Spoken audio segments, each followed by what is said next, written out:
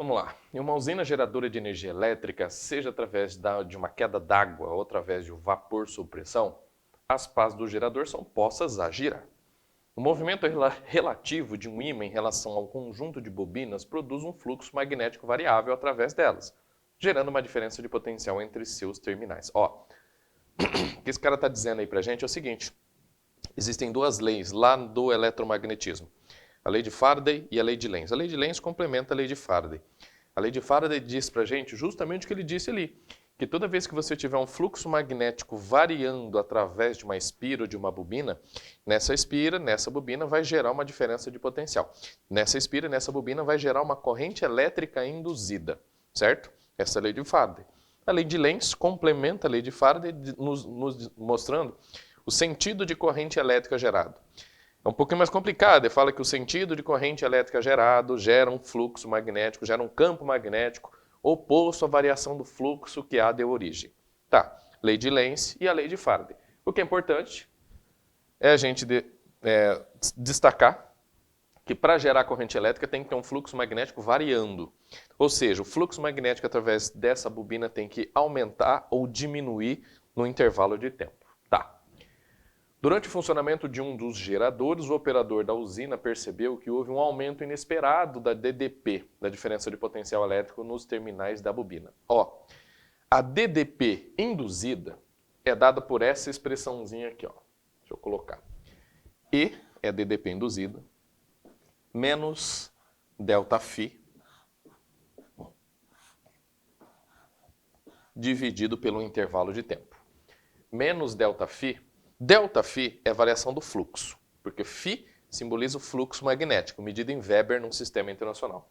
ΔΦ, portanto, variação do fluxo. ΔT, intervalo de tempo. Esse sinalzinho de menos surge por causa da lei de Lenz, que fala que o fluxo magnético, o campo magnético gerado pela corrente induzida será oposto à variação do fluxo que A deu origem. Por isso que surge esse sinalzinho de menos aqui. Esse E é justamente a DDP. A DDP nos terminais dessa bobina, portanto, depende dessas duas variáveis aqui, da variação do fluxo pelo intervalo de tempo. Dá para a gente deduzir claramente aqui que a DDP induzida é diretamente proporcional à variação do fluxo e ela é inversamente proporcional ao intervalo de tempo. Portanto, ele disse para a gente até agora que teve um aumento inesperado, portanto, da DDP induzida. Para aumentar a DDP, para aumentar esse I aqui, ó, nós temos que mudar esses dois caras aqui, ou a variação do fluxo ou o intervalo de tempo. Só que a bobina que está girando ali, nas pás daquele gerador ali, ela é única. Ou seja, aquelas bobinas ali têm uma determinada área, um determinado tamanho ali, e esse tamanho, todas essas dimensões, são únicas. Portanto, não é possível a gente interferir nessa variação do fluxo aqui. Não tem como. Agora, o que nós podemos fazer é mudar esse intervalo de tempo, fazendo com que a turbina gire mais rápido ou mais lentamente. O que a gente pode deduzir aqui? Isso sem terminar de ler o enunciado. Dá para a gente deduzir que a DDP induzida é inversamente proporcional a esse intervalo de tempo. Ou seja, para aumentar a DDP induzida, o que nós temos que fazer? Nós temos que diminuir esse intervalo de tempo. Esse intervalo de tempo é justamente o intervalo de tempo da variação do fluxo. Esse é o intervalo de tempo que houve essa variação de fluxo magnético através dessa bobina. Ou seja, se você fizer com que essa variação de fluxo se torne mais rápida, se você aumentar a rapidez com que há essa variação de fluxo, você vai diminuir o intervalo de tempo, logo você vai ter um aumento da DDP induzida.